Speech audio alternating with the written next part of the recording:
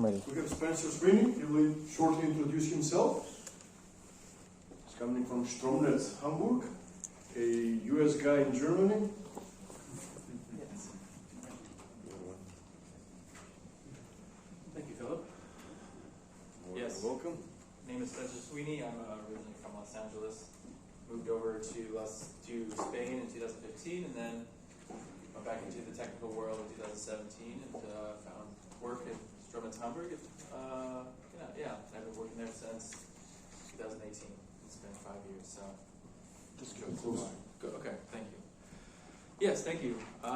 Today I'm going to be presenting employing optimal strategies for long-term network planning. I currently work for the asset management group of Stromnetz Hamburg, as I said before, and I've been working there for 5 years. I'm currently in charge of the project portfolio for all of the high and medium voltage projects. So in the beginning, I'll be given a short intro about Stromnetz Hamburg, the electric grid network distributor of the city of Hamburg, and then I'll get into the meat and bones of my presentation. So, Stromnetz Hamburg, the electric network distributor of the city-state of Hamburg. Hamburg is one of 3 city-states of Germany. There's also Berlin and Bremen. I don't think Bremen is very well known, but Berlin is very well known.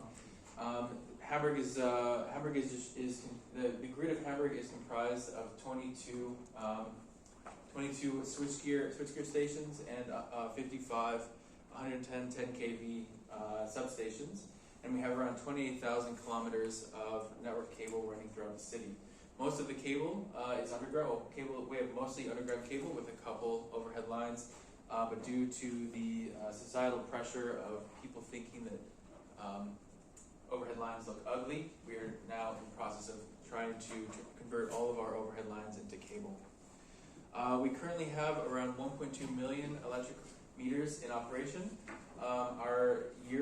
Last year, our energy consumption was around 10.4 terawatt hours. We have around 560 energy suppliers in Hamburg. We have our maximum load last year was around 1.6 megawatts. We have around 10,000 supplier changes per month, and what's the last figure there? And we have around 1,440 charging points within our grid. Okay, so let me get into the presentation. So first, as a basis, I'm going to start with some obvious facts, the technical components of a grid operation. We have, as everybody here knows, within a grid we have transformers. We have voltage and current transformers, we have switches, circuit breakers, bus bars, overhead lines, and high and middle voltage cables. And for the sake of this presentation, we will call these components the primary equipment of an electric grid. On top of that, we have the secondary equipment. The secondary equipment or the protection equipment are the distance differential, different distance and differential systems that we have, the protection systems, the control technology, the radio and fiber optic networks, and the backup batteries and the relays that we all have within our electric grid as well, in order to keep the grid protected, and also in giving it the ability to be controlled from far away from our electric control stations or something else. And so, for the sake of this presentation, we will call these pieces of technology secondary technology. So the question that I want to answer is today: when is the right time to renew and reinvest into an electric grid? Our goal within the electric grid is to maximize our technical, economical, useful life for all of the devices within our grid. And as we know, our primary equipment and our secondary equipment have differing useful lives. Some equipment will last for only 10 to 15 years, but some equipment such as transformers or cables can last from 40, 50, 60, or even 70 years if the cable is underground, protected, or insulated correctly, and we don't need to do anything with that cable for a very long time. We also have cases where we have transformers that are also in operation for up to 60 years, and as long as they're still in operation and they can be maintained, then there is obviously no reason to change it out, especially if they haven't caused any faults, in the life of their operation. Yeah, but the fact is that every single piece of equipment will need to be replaced eventually. That is a fact. I think every DSO, everyone who works at a DSO has faced this operation, especially faced this fact, especially in the asset management groups. So, if we replace devices based on their malfunctioning within the grid, then it creates, from my opinion, a chaotic replacement strategy. And this chaotic replacement strategy, for example, if we replace a transformer in the south, and then we replace a cable in the north, and we replace protection equipment in the east, or in another substation in the west, or whatever the case may be, then we are using resources, both technical and personal and financial, that we, in an unstrategic way, and in my opinion, it's a waste of resources. And so what we wanted to do, what we're trying to do within the asset management group of Hamburg is to create a technical renewal strategy that is both harmonic and efficient. So what we wanted to do was create a strategy that we can implement, that we could look forward to the future with, and also be able to utilize our resources financially, technically, and personal in the best possible way. So then, how do you invest at the right time? The four main factors that we have is determine the right timing to maximize the technical, let me use this laser, determining the right timing to maximize the technical and financial investment. We have to consider the different lifespans of the technical components that I've mentioned before. We have to consider the dependencies of technical equipment. An example being what protection equipment is connected to which switches or which transformers, and how will the changing out of this protection equipment or these primary pieces of equipment will affect the existing equipment that is also in operation. And lastly, we want to ensure that this strategy is efficient and harmonic, and it uses the resources for a healthy and technically operated network. So then, what should be replaced and when? This is a question that we asked ourselves at the grid operator in Hamburg, and based on our research and experience, we have created our own replacement philosophy that I wanted to present to you today. So this replacement philosophy is called the 2040 replacement philosophy. And what that means is that the protection equipment is replaced every 20 years, and the primary equipment is replaced every 40 years. And as I said before, this is resulting from research and experience, and the protection equipment, within this philosophy, we've said the protection equipment is going to always be replaced with the primary equipment, including the switches or the transformers, or whatever it is, the cables. And that is to ensure that the protection equipment is up to date and also programmed to comply with the new technological demands of whatever the primary equipment we're replacing is. So with this philosophy, we were able to create what this enables is a harmonic strategy. This enables a harmonic strategy in order to create a long-term plan. So what I have here, what a picture I have here is a snippet of our long-term network planning and renewal planning forecast. And so what you can see here is, it is in German, but it's easy to explain. Right here we have our differing substations and our different neighborhoods. I have the type of project that it's going to be, and then I have the duration of the project that it's going to be. And so with this 20-40 year philosophy, what we can say is that when a transformer, when the switches, when the bus bars are 40 years old or 20 years old, we will initiate a project.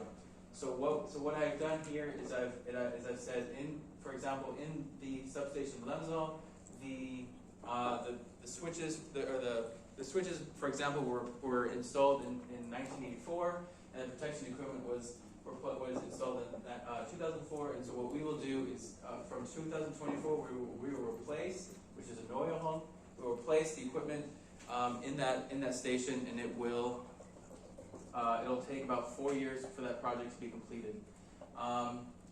Another good point to show here is that right here we have the word Neubau, which means new construction. And so what we also try to do within these projects is to integrate any customer demands or any expansion demands that we have within the network. And that is part of the optimization strategy that we try to integrate into our projects as well. If we're already going to be doing a construction project within the electric station, we're going to do as much as we can within an electric station at a time. So with a lot of these projects, I know it's been mentioned twice already before, but Hamburg, the city of Hamburg, is very much affected by the Erneuerbare Energie Wärmegesetz.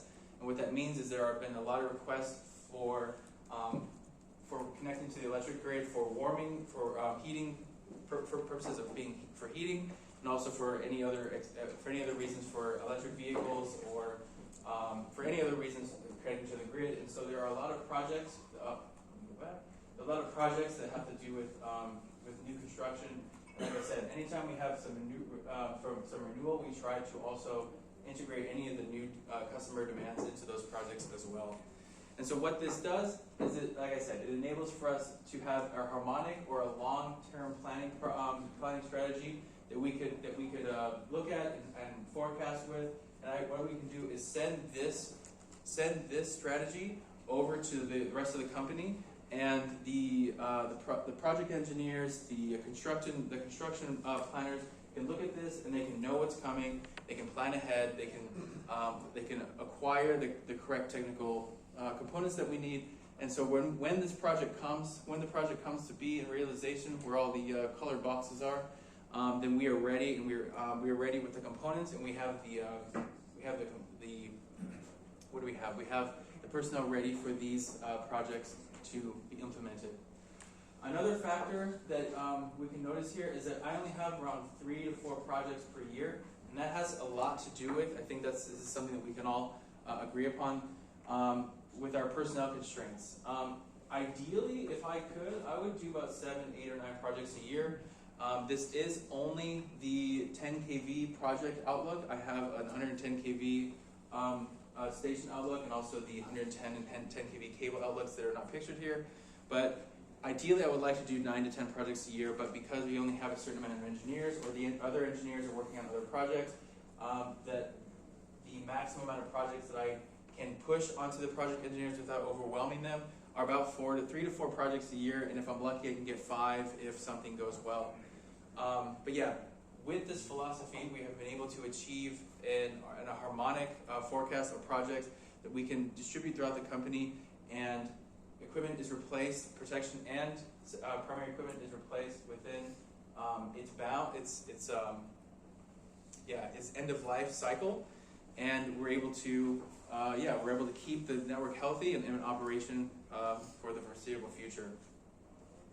Exactly. So the question that I wanted to answer is why do we replace the protection equipment twice as often as the primary equipment?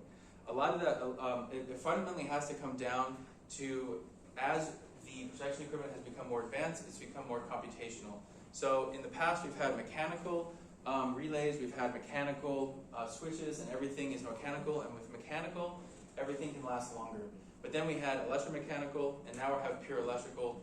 And due to the fundamental electrochemical properties of computer chips and the computational demands of these pieces of protection equipment, they begin to fail more quickly. And so a lot of times in the past, our old protection equipment can last up to 25 or 30 years.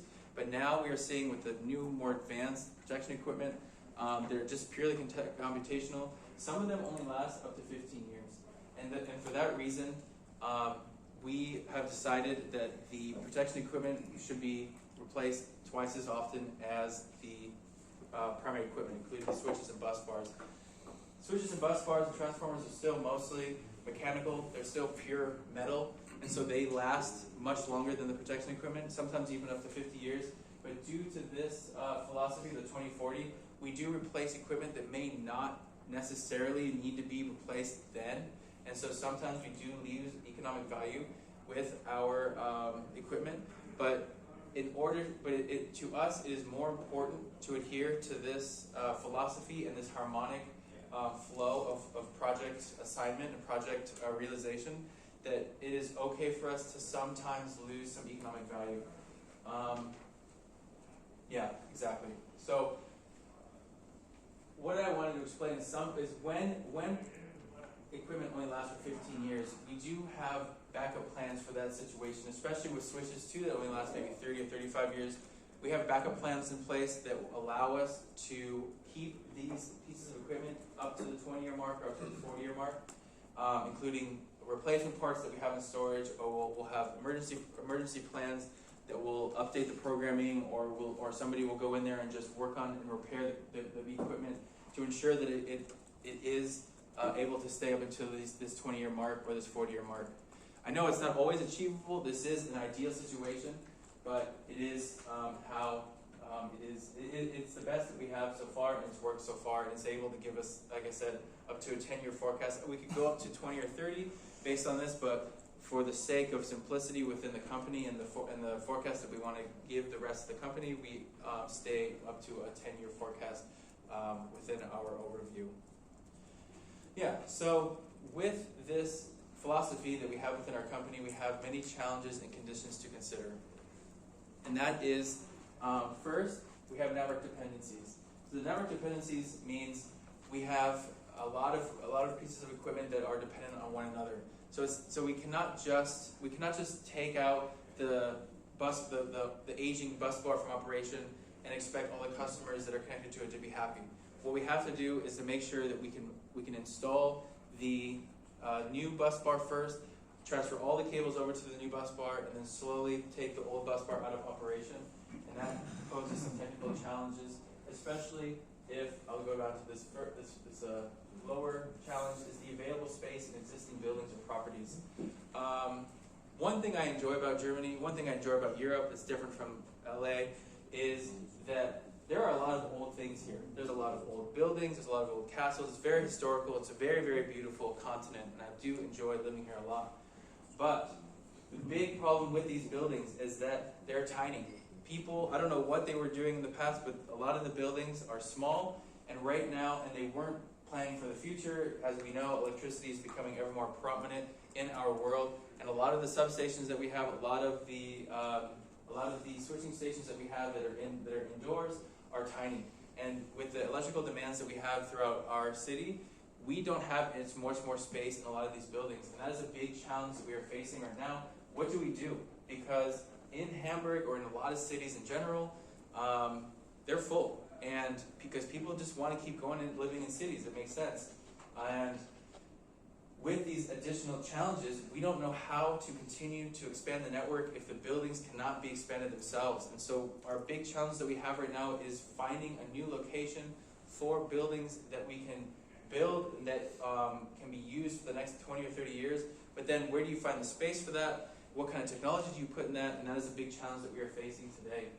I was talking about renewing the components, or at least replacing the components to reach this 20 or 40-year benchmark. And a big challenge that we have is discontinued or undeliverable components. If we install a switch in 1992 and it breaks in 2010, there's a good chance that Siemens or ABB or any company that produced that switch in 1992 doesn't produce that switch anymore. And so there's a big challenge that when a switch or a piece of electrical equipment, most of all, malfunctions, we cannot call the manufacturer and say, hey, we need a replacement part. They won't be able to provide it for us.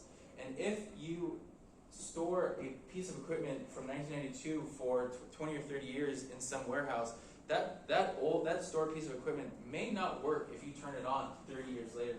So that's a challenge that we are facing with this, with our replacement strategy as well.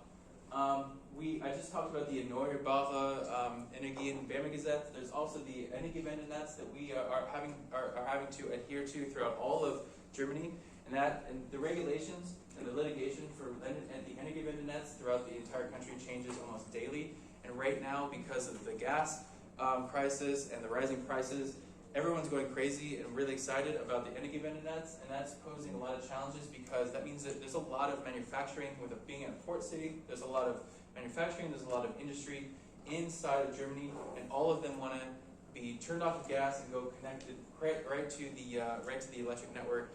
And that poses a big issue because one repeating challenge that I've heard throughout this entire conference is that capacity issues are becoming a big topic, and that is for us too. We, as I showed in the first slide, we are connected to the transmission company 50 Hertz, and they only give us a certain amount of capacity, and then every time we need more, we need to go to them and ask nicely for new transformers to be installed, and they always have to give us a hard time. It's like a little game, you know, between DSOs and TSOs. And so that's a big challenge that we have to face. And lastly, customer connection requests, as I just mentioned. There's a lot of customers that want to be connected to the grid. Big customers, 160 MB here, they want 80 MB here, 265 MB over there. And that's very hard to just say yes to, especially if that's a strain on the grid, if we're not prepared for it, if we don't have any connection points in that region of the city, and we have to figure out what to do, especially with an aging grid. We have to figure out not only keeping the grid in operation, technically state-of-the-art, connecting all of the customers that they want, keeping them happy, but also having that all in operation 24 hours a day. And right now we have a big challenge with keeping all of our customers happy and keeping the grid in operation and keeping it up to date. So with all of this, how do you maintain flexibility in the network planning process? Because ideally we could just do this 2040 philosophy. We could renew without stress and connect all the customers as we wanted, but that's obviously not the real world. So then the consideration of project priorities, there are various projects to consider. And in the beginning, as easy as it is, there are renewals, which is something that we all have to deal with. There are project expansions, so adding additional bus bars or additional switches into an existing switchgear to keep the grid as growing as it needs to be. And then most important, as we all know, without our customers, we aren't anything, the customer connections. And that is anything from the small Dunuladen that is on the busy street of the Reeperbahn, or the big customer that is now doing some metallurgy near the port. And so these are the three main. There's many different projects, but these are the three main projects that I wanted to present today. So as we all know, the priority is the expansion in customer connections. And so as I showed in my overview before, we always try to add the renewable projects with the expansion projects if we're already going to be inside of the station. Sometimes we do get odd looks from the project engineers if we are renewing a station and we say we want to expand the station, even though there aren't any customer connections. We actually have many studies from Fraunhofer, from Frank's company, that predict over the next 20 to 30 years we will have a stark increase of electric vehicles and district heating connected to the grid. And so we will say, let's put another bus bar in here, and the project engineer will always look at us, the asset managers, and say, you guys have no idea what you're talking about. There's nothing going on in this small little village of the city. That doesn't make any sense, and they have to just kind of trust us. And so that is part as a challenge also, is convincing our own engineers that what we're doing makes sense, even though today it doesn't make sense. 20 years from now, hopefully, what we're doing is going to help us in the future. So, as I said, with all of these different projects and with the priority of customer connections and something I mentioned before, this leads to a shortage of engineer capacity, and project timeline adjustments need to be made. So there are projects that may begun.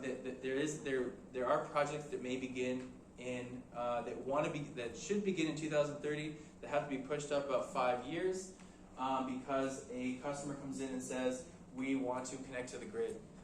We have a good example. I don't know if I can go back so far. I go back. There it is.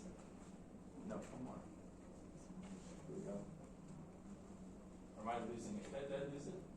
Let's see. Here. So there's a good example. The switchgear Fero, the SO6 insulated switches were installed in 1992, and they were good. They'll be good. They'll be good for at least 50 years because they're indoors. They're right next to the transformer. They could probably be in operation for like another 20 or 30 years. But because of this strategy that I'm talking about, we were going to replace them in 2032. And around the same time, the 10 kV bus bars and the switches were installed at the same time. So we had a project in place to renew all of the entire station by 2032 and have it in operation by 2035. Something I wanted to mention is that transformers and cables are usually not a part of this unless the transformers are are ready to be exchanged out. The reason for this is because the transformers will last a lot longer, and cables will last a lot longer than the switches or the protection equipment. So we will always coordinate with the transformer department, and they say, should the transformer also be changed out? And if they say yes, then we'll do it. And if they say no, then they'll do it in their own maintenance project, and we'll keep it separate from this. But there's a big new neighborhood being installed, being constructed in the city of Hamburg, and it's supposed to be connected to the substation Fiddle. And so what we did was we coordinated with customer connections, and we coordinated with construction crew and the project engineers, and we moved this project up actually 8 years. And so, as I said, flexibility is a very important piece of this project planning, because things will come, new project customers will come that we need to make the necessary adjustments for very quickly. And then also, like I said, ideally 3 projects would be 3 to 4 projects, but from 2025 there'll be 5 projects, or there'll be 4. 4 projects, and that will be a stress on the project engineers. But in this day and age, that's something that we'll just have to deal with. All right, where was I? Right here. Exactly. So, with this flexibility, with this flexibility and this need of more engineers and the adjustments for the project adjustments, a big topic is when do projects overlap and how do you properly plan for projects that overlap. I have an example here. Many projects depend on one another, and what happens when a project in a chain gets delayed. So this was an example that we had in our real world. We have 3 connection points to 50 hertz. We have the one in the north, in the south, and we have one in the east. And the one in the east, this big switchgear, was being renewed. In that time, in the renewal timeline of the big switchgear, several overhead lines were also going to be renewed and turned into cables. And so, and in addition to that, we had actually 2 customer requests come in during the time of the creation of the design project, and we had to also consider that too in the timeline of the renewal of the grid, or the renewal of the switchgear. So, it comes to it, we approved the design plan, we assigned the realization of it, and we're on the European market to find a vendor. We find a vendor, and then the realization of this renewal begins. And then it finds out that the vendor is not able to deliver their products as they were supposed to, and so the switchgear project was being delayed. But in that lifetime, like I've already mentioned, the overhead lines and the customer connection are not delayed, and we have to go forward with those projects. Those projects cannot just stop because the switchgear is delayed. We can't just call the customer and say, like, yeah, it's going to be delayed by 2 years because we're not going to be able to renew our switchgear in time. We have to go forward with these projects. So what our solution was we constructed provisional bus bars that within the property of the switchgear, and then connected that provisional bus bar with the part of the switchgear that was still in operation, and then we connected the customer to this provisional bus bar in addition to the new cabled overhead lines. And then that provisional bus bar, which is in the corner of the property, will stay in operation. And then, like I said, the customer connection will be on the bus bar with cables on land. So then eventually when the customer is connected to the main bus bar, those cables will then be buried. It's the same thing we did with the overhead lines. They were connected to the bus bar with cables on land. And then once the new switchgear was completed, we'd be able to put all these cables onto the new bus bar and then bury them underground. And so that was our solution for this overlapping project issue that we had. There are many other issues, but for the sake of this presentation, I'll only give you one. Yeah, exactly. So, with all this in hand, with all these challenges, with this philosophy in hand, the next step is to master the risk assessment for reinvestment decisions. So, what we're trying to do now is we're trying to develop a program for predictive asset management. So every project planning process comes with their own associated risks, and a big part of project planning within the company, within any DSO, is to identify these risks and their corresponding factors of the project. And often that is difficult to foresee until the project is already going. Through experience, we already know we can predict some risks, and we we can create preventative measures, and in those preventative measures we can implement a project and foresee the risks and able to avoid them before they ever come. But as we all know, risks, issues come up within every project that we cannot properly predict. And right now what we are developing with the company Copperleaf, I know it was mentioned yesterday, we are also in cooperation with the company Copperleaf to create something called AMS. And this is Integrated Asset Management Software. This is a software that is a comprehensive approach at creating an overview of the entire grid's requirements in an attempt to comprise projects and recognize risks that we were not otherwise able to recognize. So I hope this doesn't take my job in the future, but this is our next step in being able to optimize and maximize our risk assessment within our company. Right now, today it's a very young software. It's in its infant stages. And so right now we've created a project catalog database, our known risk database, and existing project database. And I have this blurred out because this is something that I wasn't able to show. But this is it. But as I showed you before, we're using Excel, and now we're going to be using a new graphic user interface that's much easier, more compromising to easier to use than just using Excel. So it's a step into the future. And so what we want to do after we complete this large database is create algorithms to analyze and optimize this data to create scenarios for optimized project forecast portfolios and being able to keep the grid in operation even better than we already do today. Exactly. So that is the end of my presentation. I thank you for your attention. If you guys have any questions, please let me know.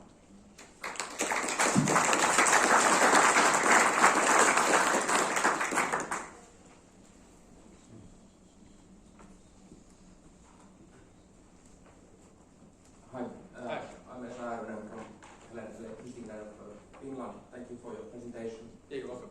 I was just thinking, how do you value your choices you have made when you are doing your renewable strategies? If you see some risks of more customers to the grid and load is increasing, but you have also this 24-year strategy and you need to reinvest make replacement investments to the grid. But for example, you might have quite a big value for postponing those investments for some years, just to figure out what the true customer needs are. Right. So what we do is we sit down with the customer connection department, and we talk to them about which customers are coming first, which customers are politically powerful, which ones take priority over the other. As we all know, if the nice little grandma comes up to us and wants to open up a little clothing shop, but then the Deutsche Bahn comes to us and they want to connect. Like 4 months later, the Deutsche Bahn comes to us and wants to connect a giant new inverter in part of the city. Unfortunately, the grandma is going to have to wait, even though she was much sooner with her request. So what we do is we try to, like I said, we try to plan the projects in the best to our constraints. The biggest constraint is the capacity of engineers that we have. So if we only have 10 engineers and all of them have 2 projects, then we only have to do 20 projects.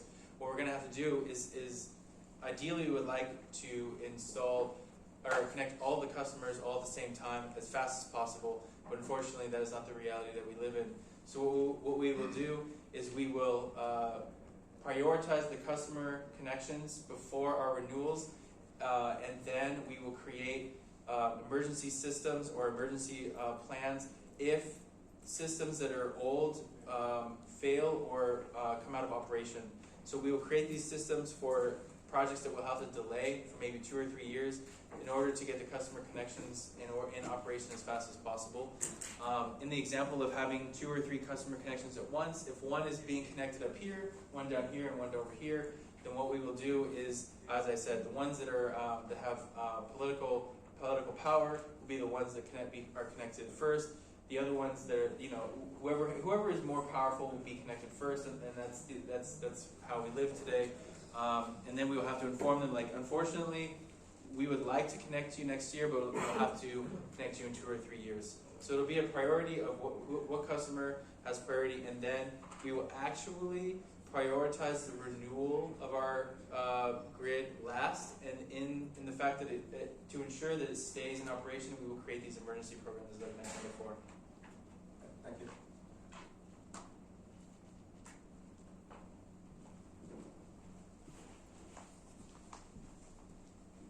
Thanks for your presentation. Some years ago, I was working with an asset simulation system from Germany, and I remember some people from Stromnetz Hamburg in like the user meetings there as well. So you didn't use any asset simulation tool before? Maybe I was mistaken. It was a system from Entelgenio, from a German company. I thought to remember that you had this, but yeah. We haven't used any simulation within our group. We have a network development company, a network development department that integrates these simulations into their predictive or their results of what they deliver us about how we want to construct our target network. We have a concept called Zielnetz, which means target network. This is like a forecast of what the electric network in Hamburg should be looking like by 2050. And I think the simulations that you are talking about, and also these Fraunhofer research results that we receive, are mostly utilized by our network development department, and then we are in coordination with them on how to implement their expectations, or at least their overview of how the network should look in the next 20 or 30 years. So maybe these simulations have been used, but they haven't been used by the asset management department as of yet. Thanks. Yeah.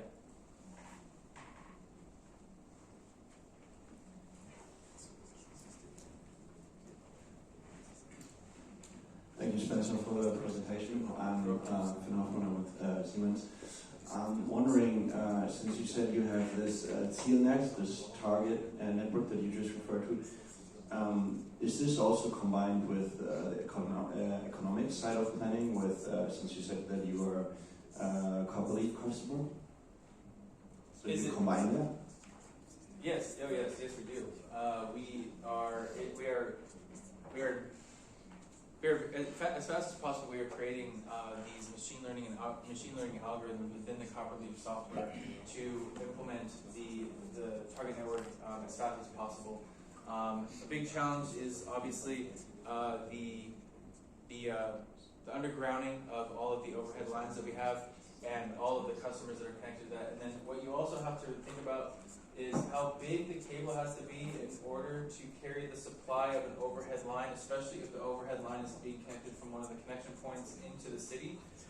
And given the city is so full, finding a path for that cable to go through the city, it's a challenge that we have. And yes, the target network and the implementation of this Copperleaf integrated integrated asset management software is something that we have a high cooperation of within the company. Thank you. Hi, this is Pakita Harvey. Hi.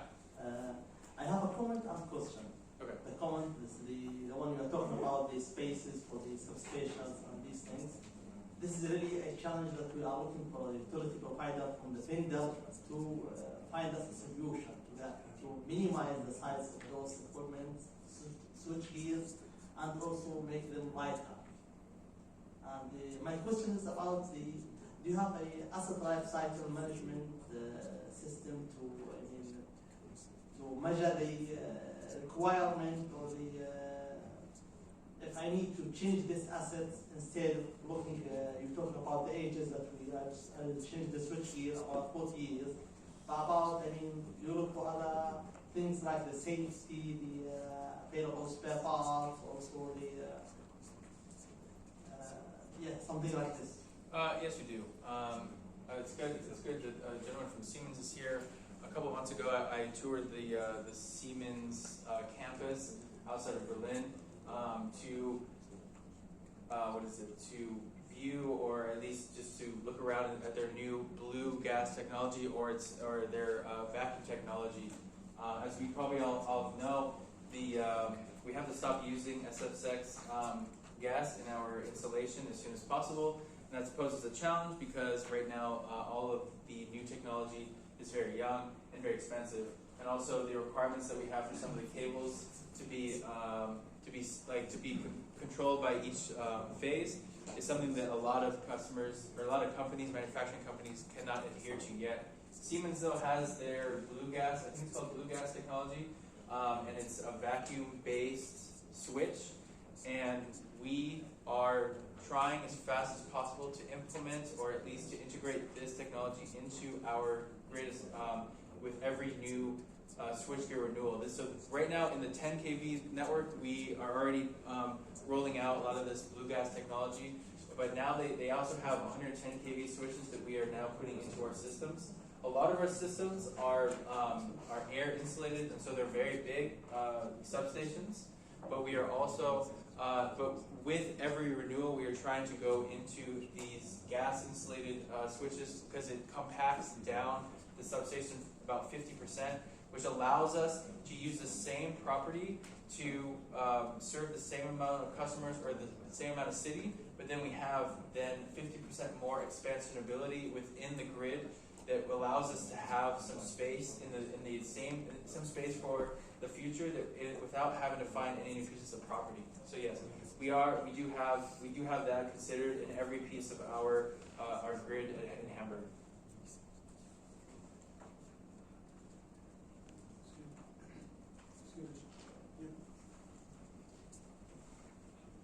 Hi, Spencer. Hi. Thank you very much for the presentation. I'm here from AO Technology. Just wanted to ask, is there no connections regulation that protects the old lady from getting kicked down the connections queue? Because you mentioned that if someone's more powerful and have political power, they get connected first. Is it part of the connections regulation standards? No, it's not. And most of the time, I believe that that was an extreme example. I mean, small customers would be connected to our ring networks, our 10 kV ring networks, or even to our 400 volt low voltage networks. And so those customers will actually be connected independent from, say, the Deutsche Bahn. I'm only talking about examples where the customers actually will overlap in the say the 110 kV connection points. But there are no regulations when it comes to how we deal with the customers. I'm just saying if the mayor of Hamburg calls us and says this customer needs to be connected tomorrow, we're probably going to do it. And that's what I was trying to get at, is that with these customers, I remember when I was working in Los Angeles, I would always thought the philosophy of first come first serve. The LA mayor has to wait, but that is not how the world works. And so there is no regulations when it comes to that stuff. It's just how the game is played in our world today. Yeah. Did I answer your question? Yeah, it does. And just to say, one reason I'm asking is because in the UK, we're currently reviewing our connections procedure. It usually used to be first come, first serve, but there have been cases where clients get on the queue and they hold that space. Yeah. So sometimes not really political power, but people that are ready to go. So if there's money and there's trust that that project is going to kick off, in the next week or two, Yeah. then they may get connected first, and that's what's going on in the UK. Trying to review that process. Yeah, I mean that makes sense. I mean that makes sense. We want to connect our customers as fast as possible as well. It's just a challenge when it comes to that. Okay, so far we still have the capacity to connect these big companies. Uniper just became one of our next big customers. They're one of the largest gas manufacturing companies, and they want a large electric connection. I think it's ironic. And but because they are who they are, they're being prioritized even over Deutsche Bahn. But we have engineers that will deal with these 110 kV connections, but then we have other engineers that will deal with the lower voltage connections. So they won't be really affected by them because we have another department for these customers. But how we prioritize the low voltage customer connection requests, we don't know yet. Actually, I talked to Mark from EA Solutions EA Technology, because I find this user interface we could actually use to make the connection the connection process in our grid much easier. And so I hope, you know, in the future we can coordinate, because that sounds like a really good idea on how to streamline connections for customers who want electricity without having to go through the headache of calling 100 people and not knowing who to talk to exactly. Yeah. Thank you. Yeah, you're welcome. Okay, thank you, Spencer, once again. Cool. Thank you very much, guys. Have a good day.